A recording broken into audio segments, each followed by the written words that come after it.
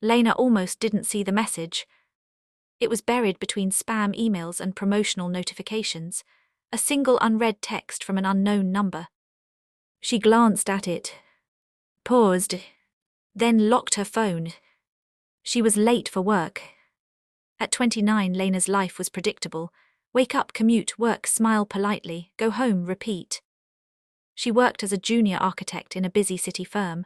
She had dreams once, big ones, traveling, designing beautiful buildings across the world, maybe even starting her own studio one day. But life happened. Bills happened. Responsibility happened. And slowly her dreams became someday. That morning the message didn't seem important. Unknown number. No profile picture. Just 3 words. I found her. Lena frowned when she first saw it. Found who? She almost replied. Almost.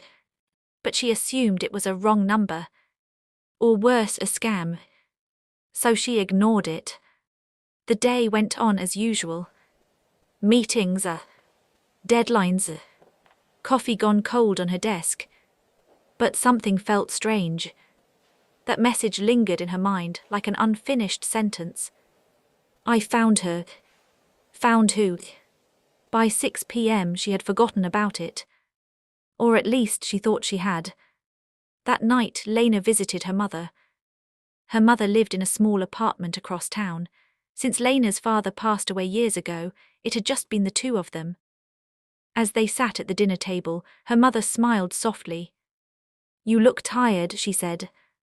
Just work, Lena replied. They talked about small things, the weather, a neighbor's new puppy, groceries. And then, as Lena stood to leave, her mother hesitated. Did anyone ever contact you about your sister? Lena froze. Her sister. No one ever talked about her. 22 years ago, Lena's older sister, Myra, disappeared. One evening she left home and never returned. Police searched. Neighbors helped. Nothing. No trace. After years, the case went cold. Her mother never stopped believing Myra was alive. But Lena had learned to protect herself from hope. What do you mean? Lena asked quietly. Her mother shook her head. Nothing, I still pray. Lena hugged her and left. When she got home, she sat on her bed. Her heart was beating faster. With trembling fingers, she unlocked her phone. The message was still there. I found her. Her stomach dropped. She opened it. No follow-up text. Just those 3 words. She clicked the number. No profiles. No details. Her mind raced. Could it be? No, it couldn't. She told herself she was being dramatic. It was probably a scam. She locked the phone again and went to sleep. The next morning she woke up to 17 missed calls, all from the same number. Her chest tightened. She listened to the voicemail. A man's voice. Calm, careful. Hi, I'm not sure if this is the right Lena, but if your sister's name is Myra, I believe she's here. She's been asking for you. Lena couldn't breathe. The room felt smaller. Her vision blurred. She replayed it. Again. And again. She's been asking for you. Tears rolled down her face before she even realized she was crying. 22 years. 22 years of silence. And she had ignored the message. Within hours, Lena was on a train. The man had explained everything. Myra had been living under a different name in another city. She had suffered memory loss after an accident years ago. Recently, fragments of her memory started returning. Names, faces, a little sister, Lena. The man was a social worker who had been helping her reconnect the pieces. He had searched for weeks before finally finding Lena's number. And she had almost missed it. When Lena walked into the small care center, her legs felt weak. There, sitting by the window, was a woman with familiar eyes. Older, thinner, but unmistakable.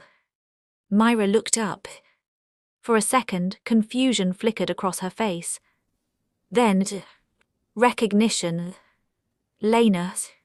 It wasn't a question. It was a whisper filled with years of lost time. Lena broke. She ran to her sister, holding her like she might disappear again.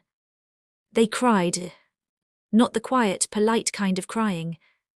The kind that comes from the deepest place inside you. 22 years collapsed into that single embrace. Later that night, Lena thought about something. If she had blocked the number, if she had dismissed it completely, if she had changed her number recently, if she had ignored the voicemail, she might never have known. One small decision, one ignored message, 1 second of hesitation, and her life would have stayed incomplete. Months later, Lena made another decision. She quit her job. Not recklessly, but bravely. Life was too fragile to postpone dreams. She started her own small architectural studio, something she had been afraid to do for years. Because losing her sister once had taught her something powerful. Tomorrow is not guaranteed. Opportunities don't always knock twice. And sometimes the smallest messages carry the biggest miracles. So the next time your phone lights up, don't ignore it too quickly. You never know.